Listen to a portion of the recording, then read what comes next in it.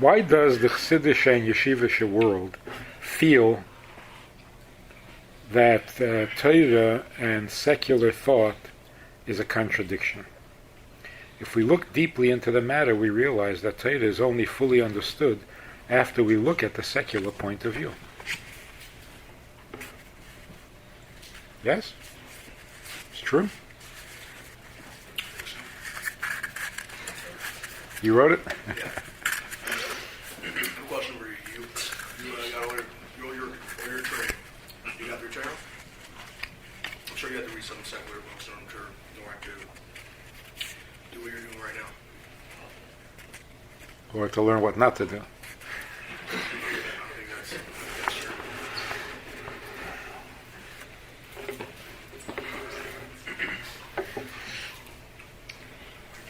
It is true that you appreciate what Torah says when you see how different it is from what the seculars say.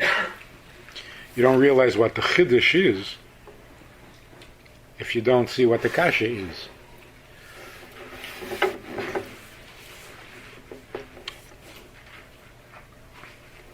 But one of the important things that is happening in this generation, which is different from past generations, until our generation, the secular world seemed very, very positive. It was doing great things, things were getting better, the world was getting better, everything was improving because of secular technology and so on. What's happening in the last 15 years is that it's all becoming negative. Communism gave up, it collapsed. Democracy having a very hard time. Capitalism, the money system, falling apart. Psychology, people are more miserable now than before. It's not working. And people are starting to panic. Because if you can't trust your doctor or your therapist or your scientist or your government, what's left? So it seems like this is a necessary development before Mashiach. Because as long as we think we have solutions, Mashiach is not welcome or not necessary. When the world realizes that it has no solutions. We don't know what to do about the Middle East. We don't know what to do about chemical weapons that bad people have. We don't know what to do with nuclear bombs if bad people get them. There's no solutions. Look at the past 200 years. You realize that although at this moment things are not going the best, or not necessarily going well, but things have improved drastically, very much since before the Industrial Revolution. Industrial Revolution only happened because people were open to science and secular thought. That's why it's so shocking. It seemed to be going in a very good direction. It still is. No, it's going down. It's always obstacles. The 70s was obstacle, 80s came was good. It's not an obstacle. What we were trusting is failing. Not we need more. We'll develop something new. There's ups and downs, but it's always getting better. All right, so right now, we're definitely going down. And the reason we're going down is not because science doesn't know or science can't. The reason it's going down is because if we don't know why, if we don't have a good reason, then all the technology in the world will all end up being evil. Which means, when it was developed, let's say, for example, Freud, when he developed his theory about the subconscious mind and so on, he was very idealistic. He was a doctor, he was discovering a new way of helping people. It was motivated by goodness. If anything that is not motivated by goodness, no matter how brilliant it is, it will eventually start to be destructive. Because nothing is good unless it's in the hands of good people. So you have atomic bombs, you have chemical warfare, you have even the ability to do surgery and to make implants and transplants. And if the people doing it are not good, all you're going to have is disasters. You're going to have doctors performing operations that aren't so necessary, but they need the money. There'll be mistakes being made because they don't have enough people to check things. It's dangerous. It's like one teacher said, remember those boys in a high school someplace came to school with guns and shot 15 students? So one of the teachers of those boys, after that event, he said, I doubt what I'm doing.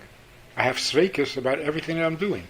What am I doing? I'm teaching kids how to handle technology, how to be sufficient, how to be capable and efficient, and then they become capable and efficient at shooting people. So what we're doing is not making better people, we're making smarter people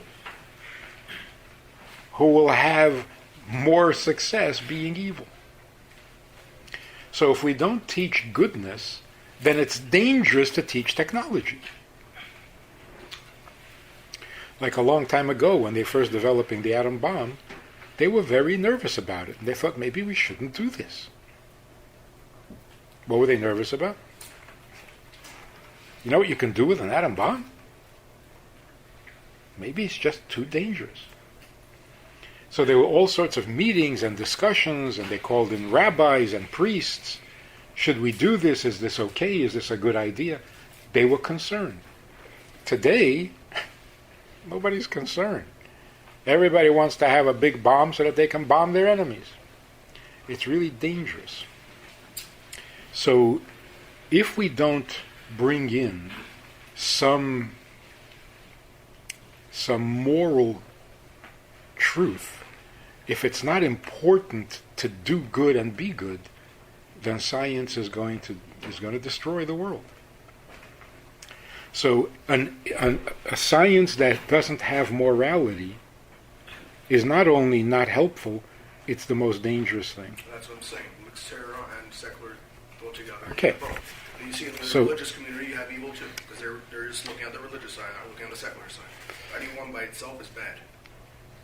That's not exactly. The reason religion is bad is because it's not the truth.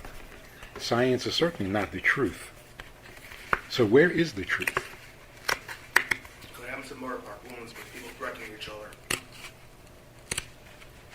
People doing bad things to kids and stuff like that. Mm-hmm. Okay, because they're looking at a purely religious view of things. They're not looking at the secular one makes sense. Either you mix the two together, you get the best of both worlds. If they were looking at it purely religious, would they be doing those things? They won't be able to keep doing it because they wouldn't be able to think out of their box. Mm-hmm. But we're thinking if I do this and this, I'm a good person, everything else I'm not.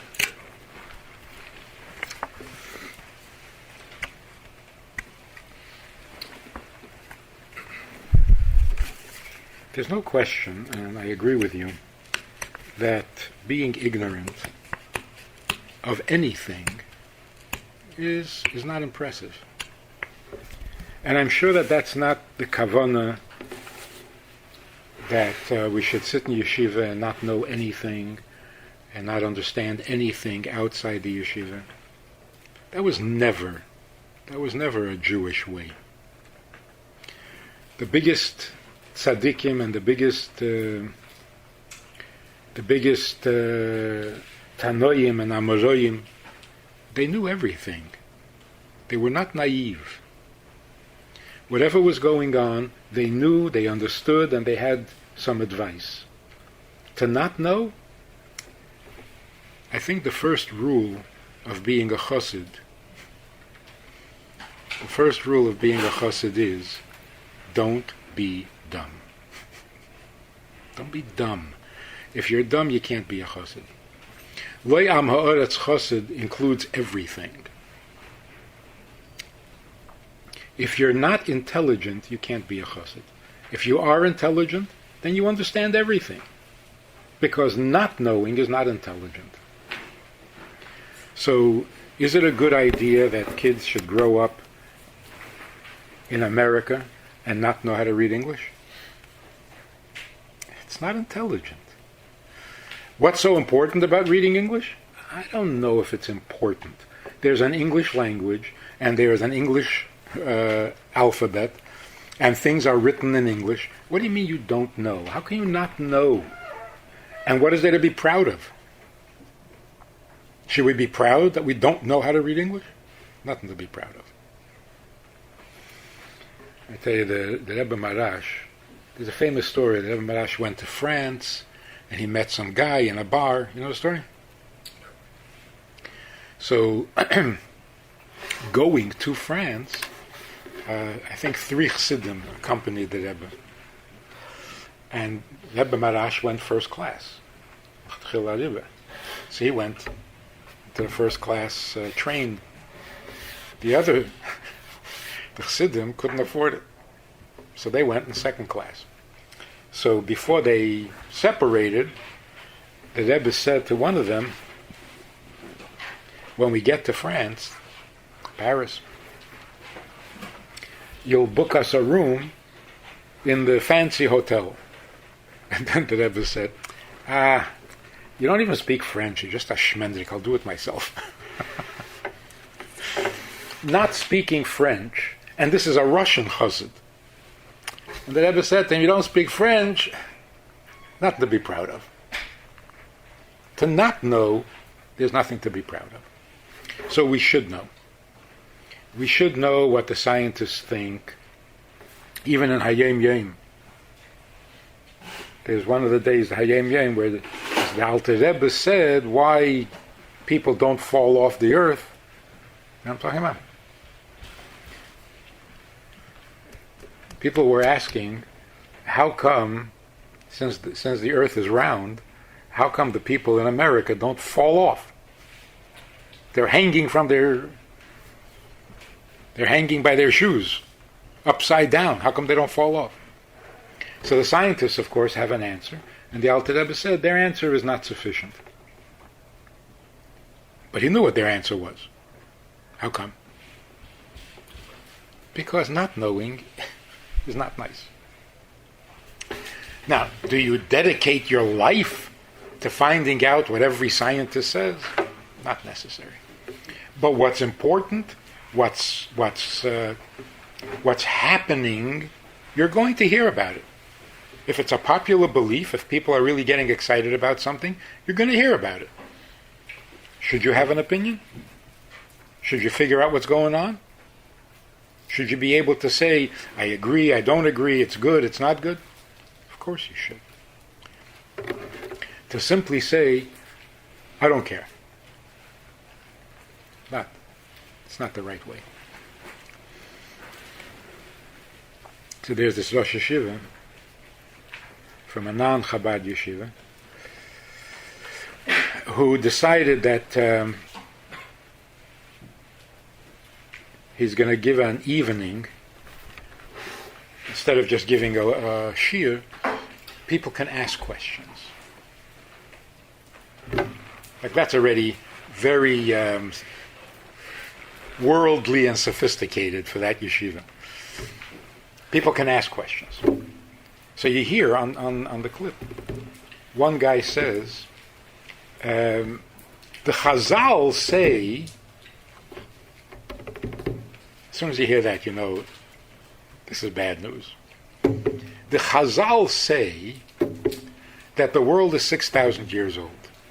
But the scientists say that it's 16 billion years old. Who's right? This is the question. Now, this is an evening dedicated to questions and answers. The Rosh Yeshiva said, tonight you can ask me questions and I'll answer you. So this guy asked this question. The Rosh Yeshiva got very nervous. And he said, I don't have to answer that. We know what we have to do. We have a Shulchan Aruch. We know what I don't care, I don't know, I don't want to, I don't have to answer that. The guy backed off, and what is he going to do? But if this is what happens on an evening when you're going to answer questions, no matter what, imagine what happens when it's not. I don't have to answer that. What do you mean you don't have to answer it? It's not a halachic shaila? Okay, fine. So let's not talk halacha. Let me just ask you a question. How old is the universe? I don't have to answer that. No, you don't have to, but I'm asking you a question. How is a Rosh Yeshiva not ashamed to say, not only I don't know, I don't need to know. You don't need to know? And you're a Rosh Yeshiva? You're teaching people? If you really don't know, and I'm sure he really doesn't know, if you really don't know, apologize. So say, I'm sorry, I don't know. And feel embarrassed. How do you live in this world and you don't know? Chassidim shouldn't be like that. And by the way, this is why for 50 years, when we were doing outreach, or what they call outreach, when we were being Makarev people, we were having Pegishas and Chabad, we were inviting college students to come to Crown Heights. They were so against it. They thought it was horrible. Why? Because they knew that you're going to be faced with questions. You don't have an answer, so you're going to become an apikaris. It's way too dangerous to discuss, because nobody knows anything about these things. So you're just going to become an apikaris by listening to all these questions that you can't answer. But what is the truth? The truth is that Chassidim have always had an understanding of the world. They knew what was going on. They had an opinion. It is correct. It's not correct. Chassidus knows better. Chassidus says something about it. We weren't afraid of questions. So there was one time in Beis Chana. So there were this room full of women. And we're all learning day after day. They were there to stay for a month. And there's one woman sitting there, and she's looking like an outsider.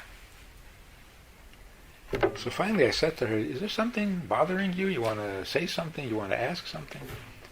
She says, oh, no, it's fine. I said, what's fine? What's going on? She said, no, I don't want to ruin everything. I said, you mean you have a question and you're afraid it's going to ruin everything? She says, yeah. I mean, all these people in the room, they all believe in God, and I don't want to, I don't want to ruin it for anybody. I said, now I'm really curious. You have a question that you think is going to ruin everything? Please. What's the question? She says, are you sure? I said, yeah, I'm sure. She says, okay. You asked for it. You know what her question was? Who created God? I said, wow. Nobody ever thought of that question before. In 4,000 years, we never thought of that. I mean, you're really serious? By the way, who created God? Creation. Huh? You don't need to know. Huh? I don't need to know.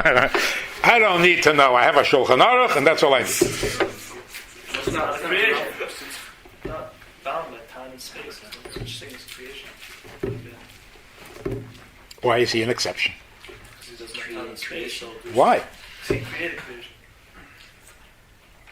And nobody had to create him? No. There's no creation. Nothing was created. Can you explain this, or that's just a fact? Also, we're bound by time and space. Huh? We're bound by time and space. We are, and he's not. Exactly. Why? Because he created time and space. So who created him? Just because he created time and Things have space? to be created. Before time and Huh? Who said things have to be created?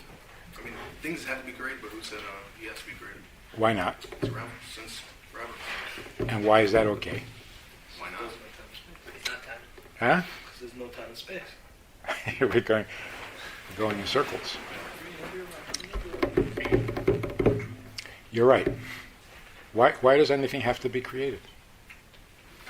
How do you know the cup was created? What makes you think this cup was created? So we see nothing happening by itself. Hmm? We see in this world nothing happening by itself.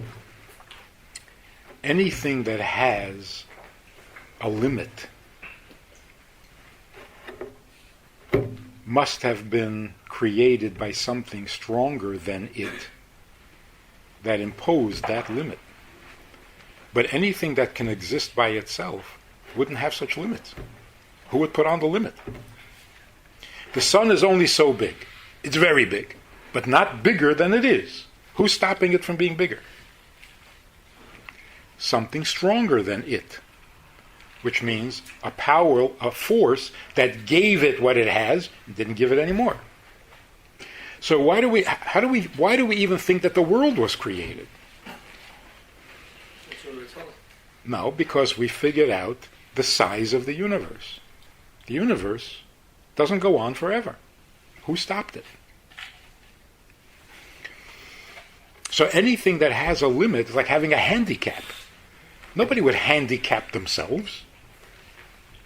So we know that things that have handicaps are controlled by a stronger force. God doesn't have a handicap, so what makes you think he was created? In other words, there's no evidence of creation, so you don't need a creator. The world shows evidence of being a creation, so we got to figure out who created it. So you're right. We don't assume everything needs to be created. That's ridiculous. We assume whatever is. But then what happened to the cup? It can't sing, it can't dance, nebuch. Who did this to the cup? Who did this to the sun that it can only shine on half the world at a time? And it gets weaker in the winter. So, anyway, so she thought that she had a kasha that was going to destroy Yiddishkeit once and for all. It's not. But God does limit himself. Yeah, but then it's not a real limit. So I want to share with you an interesting thing. It's a little bit off the topic, but the reason people can learn Torah and keep mitzvahs and still not be good is because they have no idea what they're learning. It's not possible to learn Torah and not become godly, because you're learning godliness. So how is it that people can learn Torah all their life? Not like us. They really learn, day and night. And there's nothing godly about them. So a number of problems, but the main problem is this. They have no idea what they're learning. When are you going to say someone does have an idea what they're learning? You can't just say, whoever's not godly doesn't have an idea. Hang on. What would it mean to understand what you're learning? How do you know if you understand? They think they understand. In fact, they write books and they write svarim and they think they understand. So just for ourselves, what would it mean to understand what you've learned? How do you know if you understand? You can repeat it. Does that mean you understand it? So let me try this a little. Al ni loy nivresi elo l'shamish eskaini. Do you know what that means?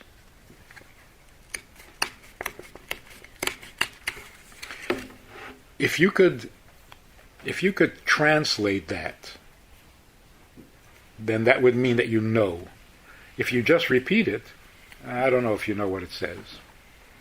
Tell me what it says.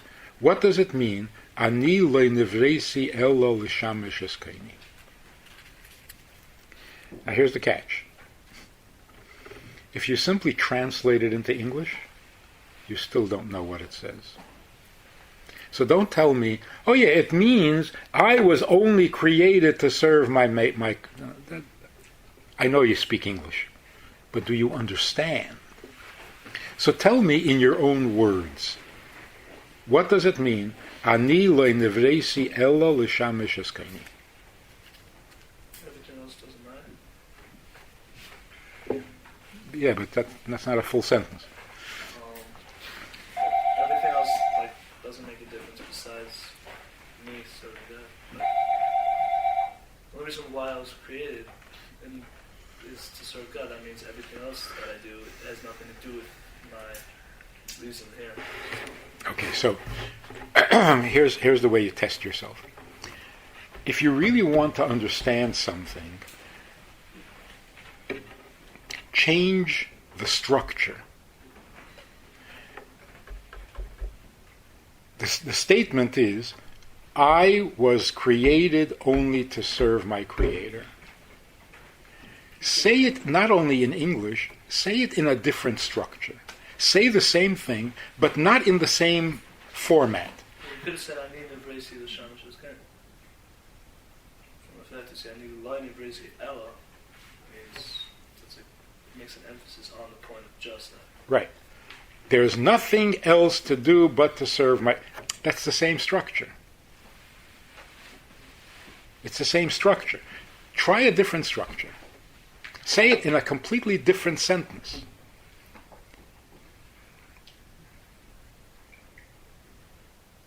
You know what I mean? Huh? God only put me into existence because for me to serve him. That's the same structure. It's saying the only reason for being here is to serve God. So you're just using different words, but you're saying the same. Say what it is saying, but in a completely different format. You come up with it? Everything I do is for God. By me serving God, I'm fulfilling the purpose. That was great.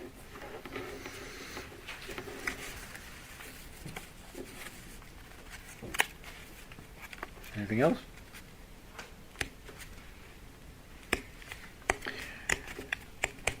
Take the punchline of the sentence and say it in a completely different kind of sentence. Now, for God, I would have not been created. That's good, but I'm not sure that explains it. Sure.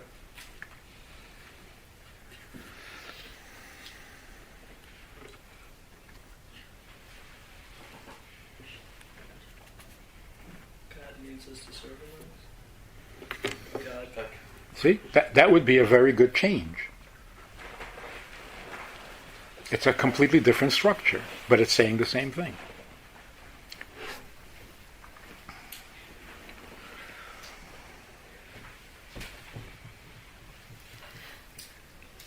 How about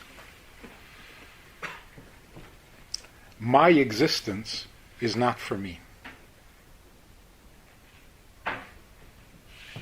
My life is not about me.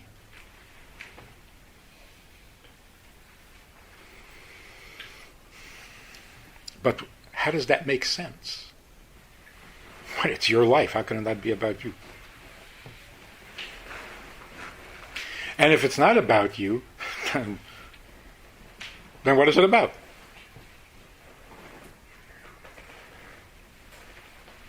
There are some philosophers talking about secular knowledge.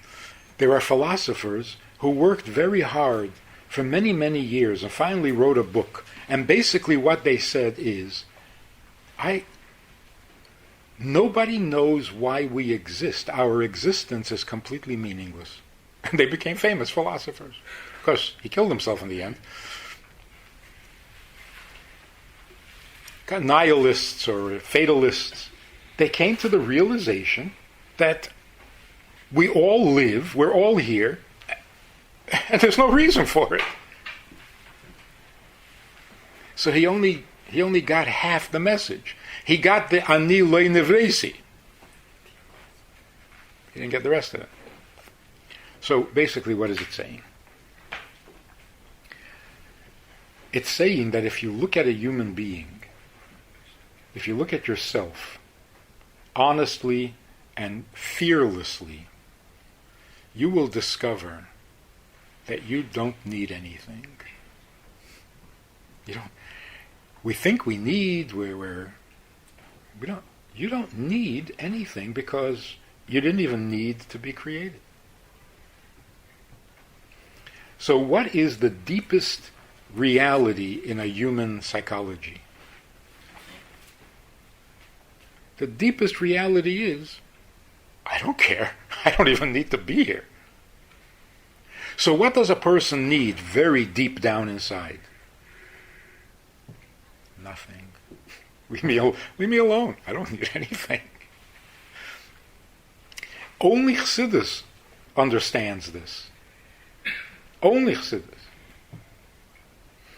Psychologists spend their life trying to figure out what you want and how to make you happy. And they never realize. You don't want anything, and you can't figure out what you're doing here. They came to that realization. Huh? They came to that realization that that there's nothing to do. You mean the philosophers? Yeah, but then you don't help people like that. That's depressing. And so the psychologists are saying, no. If you found your real self, if you could discover who you really are, then you'll be happy. Nobody has ever discovered it yet. So they keep going for therapy. So let's try this again. Ani lo nivresi. I have no needs. Leave me alone. So why am I here?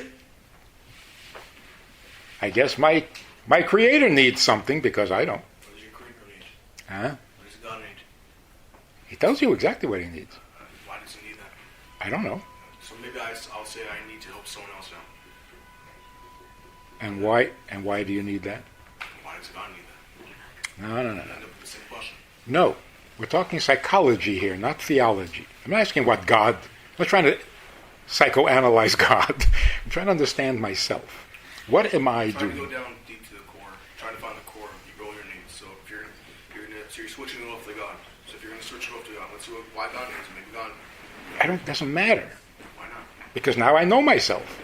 I know that I don't need anything. So it doesn't matter. I'm here to help someone else out. Now I know myself. I don't need that. That's true. I'm here to help someone else. It's exactly true. So why do you have to switch to God? Why do you have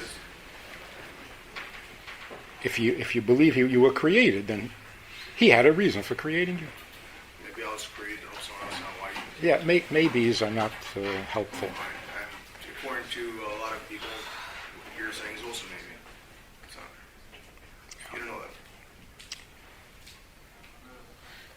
that. We're explaining something, not guessing.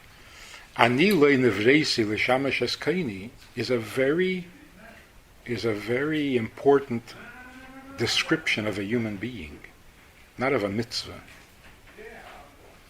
So when the Rebbe would quote Ani lo nivresi, he wasn't just saying, you got to be frum, you got to do what the Eibishter says. It's such an important understanding of our reality. So it's not like, if you don't do what the Eibishter says, then you are not frum. That's not the problem.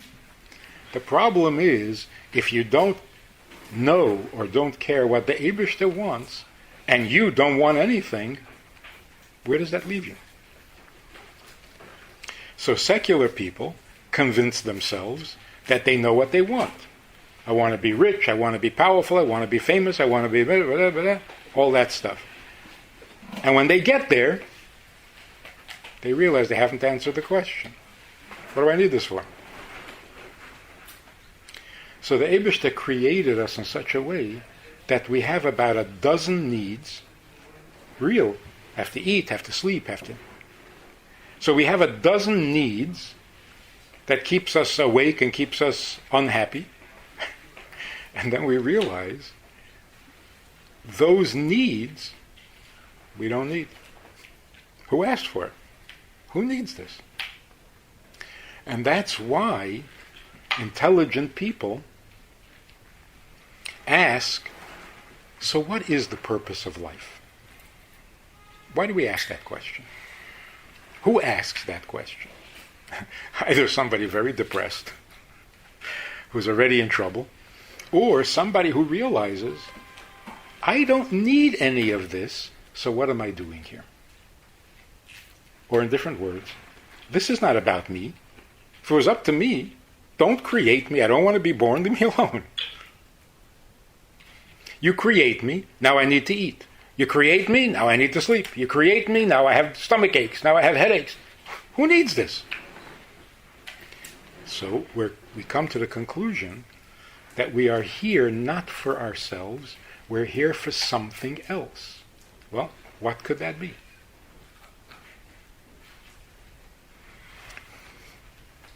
The problem with that, by frum people, is that if you say to them, you're not here for you, you're here for the Eibishter, that's not what they were taught. That's not what they were taught. They were taught that the Eibishter needs nothing. And all the needs are ours. Even Torah and mitzvahs. We need Torah and mitzvahs. He doesn't need anything.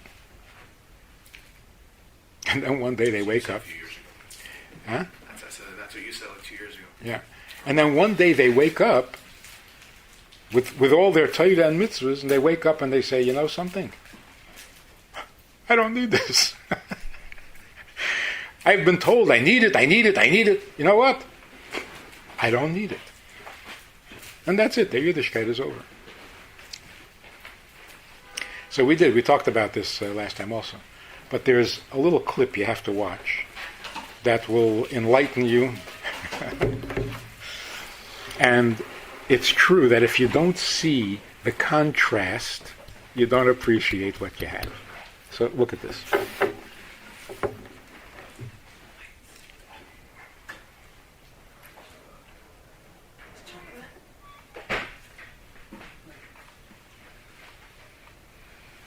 So the question, our share on that question, does he need the mitzvahs? No, he didn't need the world to begin with, but once he created the world in a way that the world needs, that he created the world as if he needs the mitzvahs. God doesn't need anything. He didn't need to create the world. But since it's his nature to give, he needed, as it were, kiviyachol, to create someone, meaning Am Yisrael, to give to. Hakadosh Baruch Hu doesn't need anything. Hakadosh Baruch Hu did a toiva. The Rabbi Yerucham Lvavitz Bracha says that the toiva that Hakadosh Baruch Hu did is that he made it as if that the world, that Hakadosh Baruch Hu is kilu and needs our mitzvahs. But Avad Hakadosh Baruch Hu is betachlis. Hakadosh Baruch Hu is perfect. Hashem is perfect. He has everything. Elamai, he wants the perfection of mankind. He's complete in himself. He doesn't need to do anything. He doesn't need anything from us. But he loves when we give him our attention, when we do our mitzvahs for him. Eibishter needs my mitzvah, sure. Hakadosh Baruch Hu gives us the opportunity and the schus of doing the Torah mitzvah. Not because Baruch Hu needs it. It's our schus that we're able to do the mitzvahs of Hashem. Of course he needs my mitzvahs. That's the whole reason I'm here. I'm here so that I can do mitzvahs for him. The reason why Hakadosh Baruch Hu created this world, because the world didn't exist, right? It was just Hakadosh Baruch Hu. Why did Hakadosh Baruch Hu create the world? Because Hakadosh Baruch Hu wanted to do chesed. Hakadosh Baruch Hu wanted to be mated. That's the tachas of the bria is to be mated. And the ultimate way that a person can come to his tachas is by doing Torah mitzvahs. He doesn't need anything. That's the thing that we need to do. He didn't even only give us 2 or 3 mitzvahs, or 10 commandments. He gave us 613 commandments. Why? Because he wanted to be marvel our schar. He wanted to give us more and more schar. That's for us. That's for us. It's not for him. He needs me to do my mitzvahs for my benefit, not for his benefit. Hakadosh Baruch Hu doesn't need it. We need it. He's good and bestows good on all the creatures in this world, and that's why he gives us the opportunity to fulfill the mitzvahs. But he does not need me, I need Hashem. If God is perfect, then why did he make me? He made me for a reason.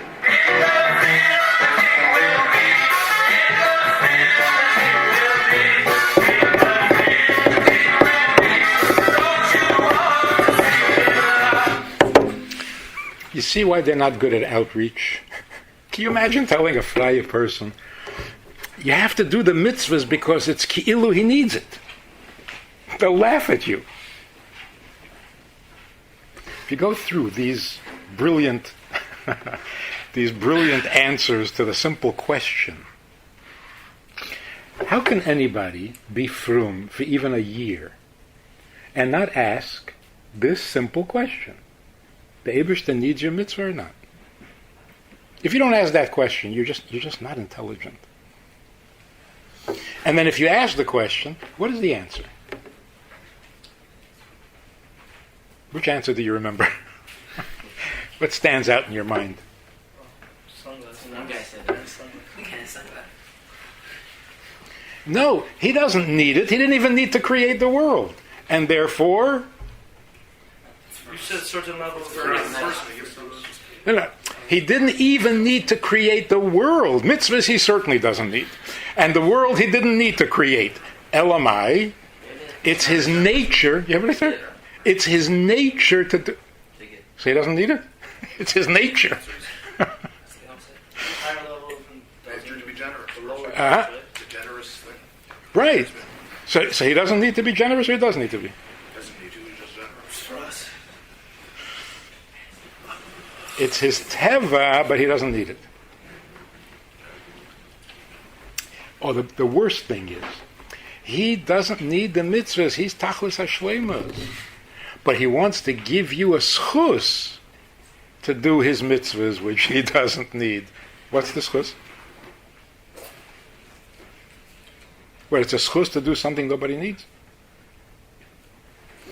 He could have given you 1 mitzvah, 2 mitzvahs, 10 mitzvahs. No, he gives you 613 mitzvahs because he wants to give you more schar. What are we getting paid for? What is the schar for? Don't we say break yourself and look at For doing things nobody needs. Don't we say that we it. We create need the world? it, obviously. See? We do need it. But you know why? Because it's a mitzvah. If he didn't need it, then how is it helping us to do something unnecessary? God doesn't need it. He doesn't? Break your teva, Needs it. Because God can do whatever he wants. God should need it. See, here's the important point of it.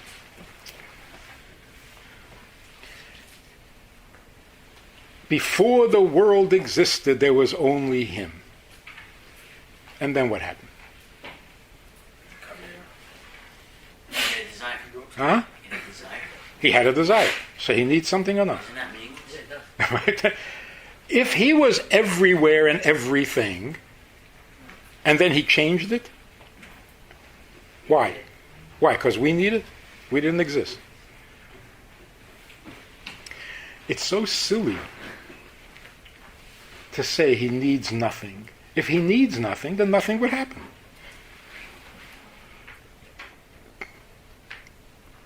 To say, well, he doesn't need, but we need it, so he did us a favor. Who's we?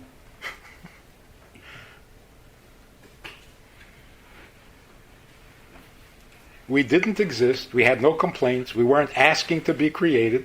And he went ahead and created us. So what does that mean? That he has no need?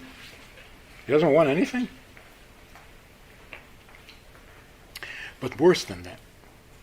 Imagine if, God forbid, Hitaka didn't need anything. Because he's perfect. He's perfect means he doesn't care. It doesn't matter to him. If you're good, who cares? If you're bad, who cares? If there is a world, there's not a world. He doesn't care. He is perfect. And what is our mitzvah? Our mitzvah is to love him. To love him? How could you love such a perfect being? But isn't he perfect? Does he really? He doesn't need you. You can't make him happy. You can't make him angry. You can't make him sad. But love him. What's the answer? Got bored. The answer is that if you look at the reality, we Taket don't need anything. The only real need is his. He needs something. So then people say, oh, but he's perfect. And if you need something that makes you imperfect, if you have a kavanah, if you have a plan, you have a vision, you want to accomplish something, that means you're not perfect. That's why you can't do it by yourself. Can't do it yourself. Does he need it or he wants it? Huh? Does he need it or he wants it? Doesn't matter. It does, because need shows Yeah. imperfection. Yeah, but you can't say that God wants something that he doesn't need. He's bored, he wanted it. Well, if you're bored, you need something. You're desperate. Saying that God needs us in order to get somewhere. Okay. All right. It's imperfect. Yes. Yeah. Okay. So first of all, it's not always true that if you need something, it's because you're not perfect. That's not a correct assumption. I mean, think about this. If you needed nothing, you don't need anyone. You don't need anyone's friendship. You don't need anyone's advice. You don't need any. You would be perfectly happy if no one else existed in this world. You would be. Perfect, that also includes happiness. You would be perfect. Perfect also includes happiness. Perfect includes everything. Huh? Everything. Ultimate perfection is perfect in everything. So ultimate perfection means what? That you don't need it. Means you're whole time. Means you have whatever you want. You know, we make fun of Avodah Zarah. People who worship Avodah Zarah, they're so foolish because the Avodah Zarah doesn't hear, doesn't see, doesn't breathe, doesn't go. Yeah, because he's perfect. Perfection can do anything. Perfection. So if perfection can do everything, then why can't it have a need? Because it needs Probably a sign of imperfection. If it has a need, To it make has itself want a Missing need. something. it's You need something probably you're missing. imperfect something. without a It's need. not- We're not You want to be perfect. perfect with everything, so without a need, it's imperfect. But it needs imperfection. When we say that God is perfect, and we say it many, many times in Chassidus, he's memala kol almim, he's seviv kol almim, kula kamei kol choshiv. All of that describes his being, his existence. If you do a mitzvah, it doesn't make him exist. If you do an avera, it doesn't stop him from existing. If you do a lot of mitzvahs, he's not any bigger because he's already infinite. If you don't do any mitzvahs, he's not smaller. His existence is complete because he existed before us. So when we say he's perfect, we mean he has a perfect existence. Imagine a human being who has a perfect existence. He has a big house, he has a car, he has everything he could possibly need to exist. But he has nobody to share it with. The fact that it bothers him that he has no one to share it with doesn't mean he exists any less. His existence is not changed. It's the opposite. Because he has such a good existence, he needs to share it with somebody. It's like a person who is very rich, has everything in the world, but doesn't have any children. Having children isn't going to make him richer. It's not going to make him more powerful. It'll give him someone to share what he has. So when we say that the Eibishter doesn't need anything, we mean he doesn't need anything to help him exist. But when you have a perfect existence, that existence demands a purpose. What are you existing for? So when a person gets really rich, and he now has everything he possibly could have, that's when he gets depressed. Because what's it for? So you can be perfect in your existence, but lacking a purpose. So why are we only around for 5,000 years? Why are we only around for 5,000 years? We should be around like from way back or... We are. So where are we bringing him through those things? So what does it mean that he needs? In other words, can he need and still be perfect?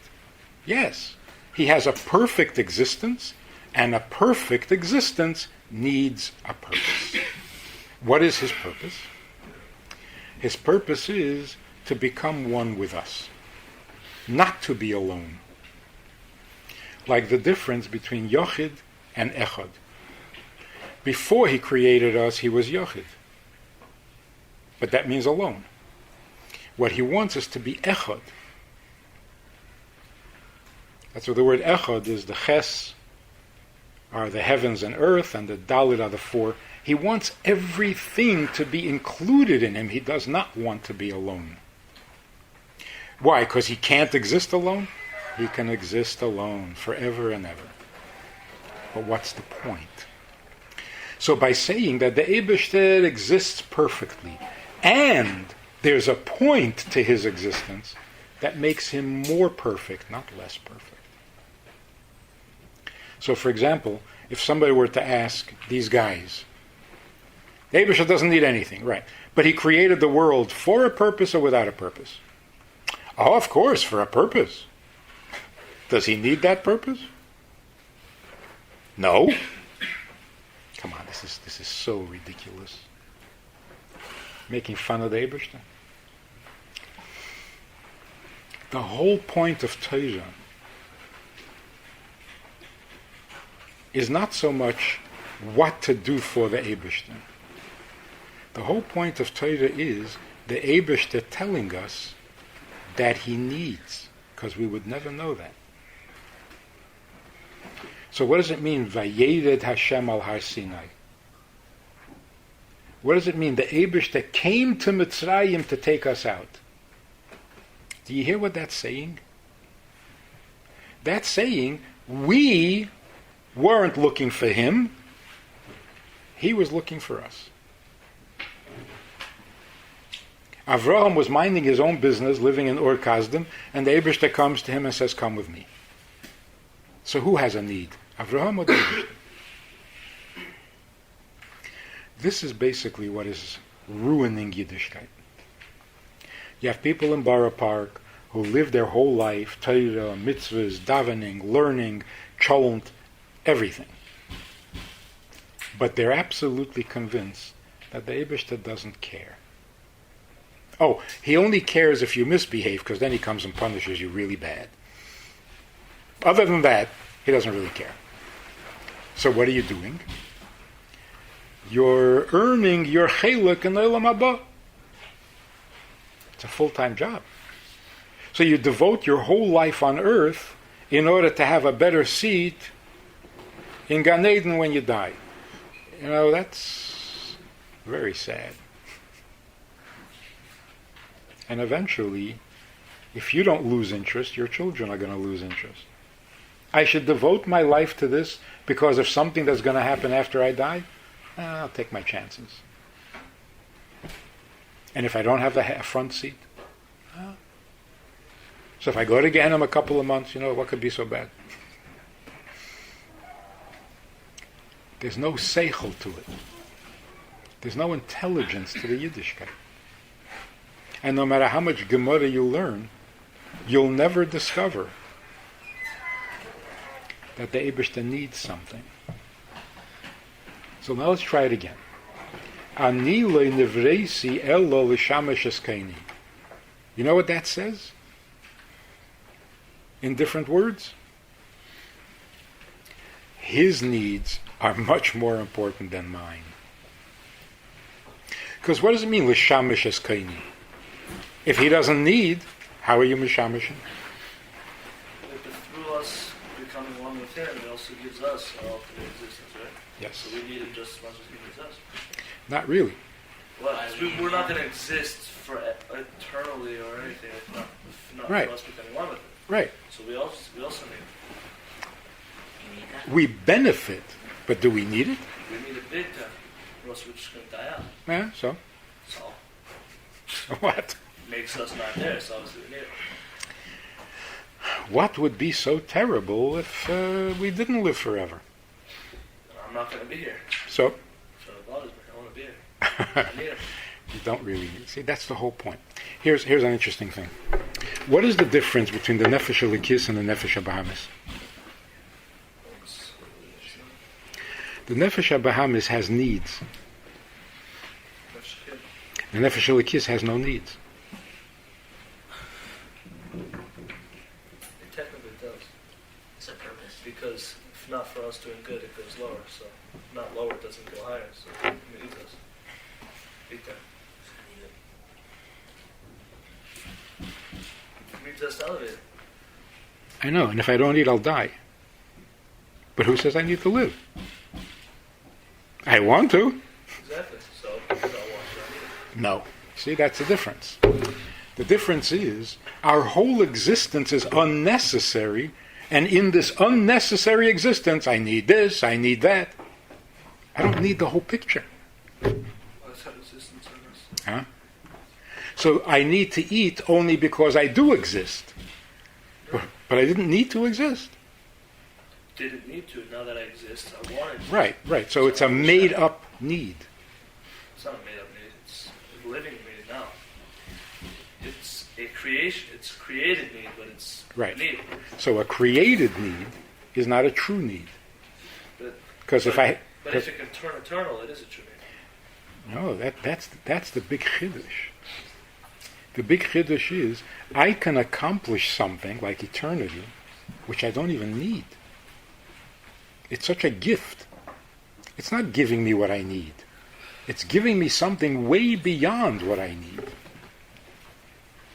So the nefesh habahamis, if you want to put it in secular terms, the nefesh habahamis has a survival instinct. It's afraid to die. The nefesh elikis is not afraid of dying because Our neshamas are creation. Our neshamas are creation. no, nefesh habahamis is a creation. Right. So from the fact that our neshamas are a creation, we want to live like with our bodies forever. I don't understand. The nefesh elikis doesn't want a body. What's that? It's a pain in the neck. No pun intended. So You can't read. It's true shleimus. no, it's true shlichus. So the nefesh habahamis has all the needs, and it didn't even need to exist. So it's like, huh? It's all about wants, not about needs. Change it. Okay, yeah. Okay. You don't So- need to want something. You just want it. Have fun, just remember one. All right, so fine. So the nefesh habahamis has a bunch of wants that aren't necessary. You don't have to want But why is Hashem? No, you don't have to be. it. Okay, so who cares what you have? It's about want. Why is Hashem's want a need, but ours not? Again, that's what I'm trying to explain. The Eibishter's need is a true need. Why is it a true need? He can live without one. That proves how true it is. No, it's not. It's a want. It's a desire. No, you got to listen. If I say, I have to eat, because if I don't eat, I'm going to die, that means I don't need to eat. I don't need to eat. I need to live. Like, I need a car to go downtown. Right, So- you need to live, so because you need hang to on, live, hang on. You got to listen. If I say I need this for that, then I don't really need this. I need that. So if I could live without eating, I'd be much better off. So I need to eat. So you can't live without eating, so you need to eat. So when we say Exactly. the Eibishter can live without, can exist without the mitzvahs, and yet he needs them, that's a real need. He doesn't need the mitzvah in order to be. It's the opposite. That is Because the I ultimate want need. food. If I didn't need to live without food, well, so what? You want food. You don't need it. But from the fact that I need food to live, I need food. It's not a means to an end. That's why it's a big difference. Children say, if I don't do the mitzvah, is God going to die? No. So, see, that's so childish. If he needed it because he would die, then he doesn't really need the mitzvah. But if he exists without the mitzvah and yet needs it, that's a real need. But what makes it a need? That makes sense to you or not? I understand where you're going with that, but it doesn't. What makes it a need? I think the ultimate need is when, if you don't have it, you'll die, so you need it. See, But from that's fact the that you want nefesh it, habahamis. That's a want. That's a nefesh habahamis thinking. Since the Nefesh HaBahamis is hung up on surviving, it takes its needs very seriously. But it's not a real need. A real need is, this is who I am. Not I'm afraid to die. Is it starting to make sense? This is who I am. It's like He is what he is. He wants to be with other people. That's what he wants. because that's him, not because he's going to die or it's because it's going to cost him a lot of money. But I mean, that's him. That's he desires it. He's bored alone. That doesn't need it. If he's bored alone, then he needs it. Well, he doesn't. He can live without it. See, you're going in circles. What's it need? It needs a must, right? No. You're talking about a dependency.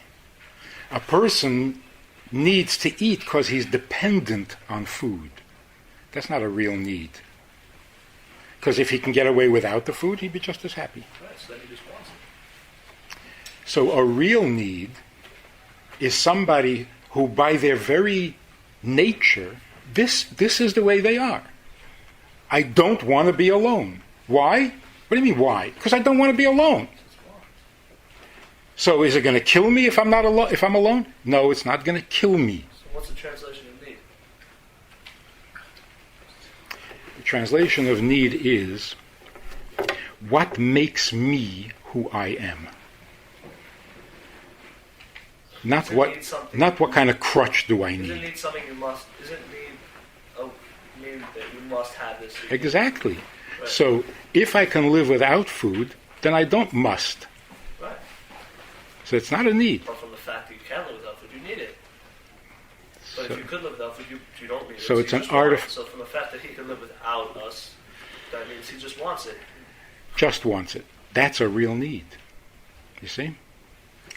If I am perfectly existing and yet I miss that, that's a real need. But if I miss that so that I can have a better existence, then I don't really need that. I just need a better existence. No? I think that's So why God needs, one word means he needs our mitzvahs, and that's it, or he needs our mitzvahs for something? He needs our mitzvahs means he needs us to become one with him. So he doesn't really need our The mitzvah is him, right? It's like saying, I need you to come to my house. My house is my house. If it wasn't my house, then if you went there, it's not going to do me any good. Okay? So here's the real picture. The mitzvah is him.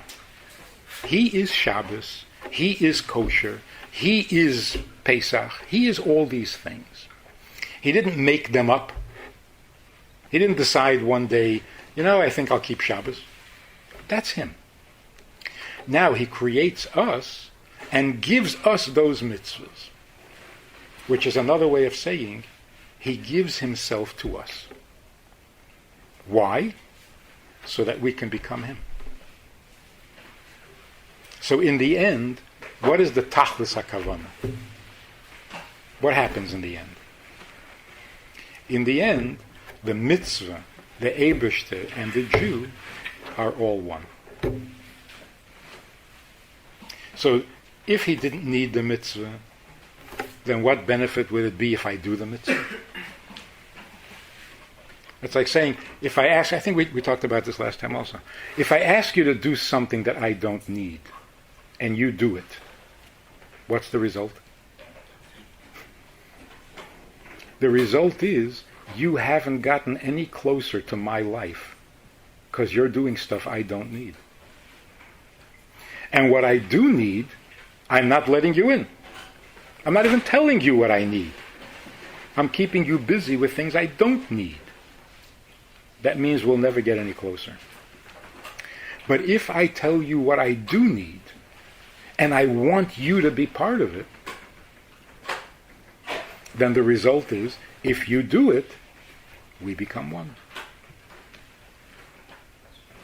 Make sense? So, when you say, does the Eibishter need your mitzvah? It's actually asking two things. First of all, what's a mitzvah? And secondly, why does he want you to do the mitzvah? So what is the answer? The mitzvah, well, that's him. If you were the Eibishter, you would want Shabbos. Because that's... Now, why does he want you to keep Shabbos? Because he doesn't want to be alone, so he gives you his mitzvahs to enable you to become one with him. So is it a schus to do a mitzvah? It's a schus. You're doing something important to him. Do you deserve a reward for that? If you're doing for him, he'll do for you. You deserve a reward. And if I don't need anything, should I still exist? Yes, because my existence is important to him. So it starts to make a lot of sense, and it becomes a lovable thing. He needs me, he wants me, he's not happy without me. I could love somebody like that. But if he's perfect, he doesn't need me, he's not affected by me, nothing will change, nothing... So what am I loving? What is there to love? It's like a perfect little statue. You can't affect him. So the reason, going back to that original question, the reason learning Torah doesn't do what it's supposed to do is because we're missing the whole point. And how did this start? Where did we get this idea? Eibishter is perfect, like all these guys. Oh, no, he is perfect. He's perfect. He doesn't need anything. Where did that come from? Does it say that any place in Torah? The Rambam discusses it because he is disagreeing with Aristotle. This picture of a great creator who is infinite and perfect is Aristotle's picture. And the Rambam agrees with him partially, because it's true. Yes. But then, of course, disagrees with him because Aristotle was not religious. See, disagree with him saying that God has nothing to do with the world. That God is not indifferent. He's not the untouchable, unreachable, unaffected.